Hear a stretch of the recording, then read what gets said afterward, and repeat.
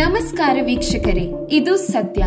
1944ರಿಂದ ಜಾರಿಯಲ್ಲಿರುವ ಕ್ಯಾಥಲಿಕ್ ಪಾದ್ರಿಗಳು ಮತ್ತು ಸನ್ಯಾಸಿನಿಯರಿಗೆ ಆದಾಯ ತೆರಿಗೆ ವಿನಾಯಿತಿಯನ್ನು ಕೊನೆಗೊಳಿಸಲು ಸುಪ್ರೀಂ ಕೋರ್ಟ್ ತೀರ್ಪು ನೀಡಿದೆ. ಈ ವಿನಾಯಿತಿಯನ್ನು ಮೂಲತಃ ಭಾರತದಲ್ಲಿ ಕ್ರಿಶ್ಚಿಯನ್ ಮಿಷನರಿ ಚಟುವಟಿಕೆಗಳನ್ನು ಬೆಂಬಲಿಸಲು ಬ್ರಿಟಿಷರು ಪರಿಚಯಿಸಿದರು. ಮಿಷನರಿಗಳಿಗೆ ಪರವಾನಗಿಗಳನ್ನು ಸುಲಭವಾಗಿ ಪ್ರವೇಶಿಸಲು ಸಹ ಅವಕಾಶ ಮಾಡಿಕೊಟ್ಟರು. 2014ರಲ್ಲಿ ಮೋದಿ ಸರ್ಕಾರದ ತಳ್ಳುವಿಕೆಯ ನಂತರ ಆದಾಯ ತೆರಿಗೆ ಇಲಾಖೆಯು ಕ್ಯಾಥಲಿಕ್ ಪಾದ್ರಿಗಳನ್ನು ತೆರಿಗೆ ಜಾಲದಲ್ಲಿ ಸೇರಿಸಲು ನೋಟಿಸ್ ನೀಡಿದರು.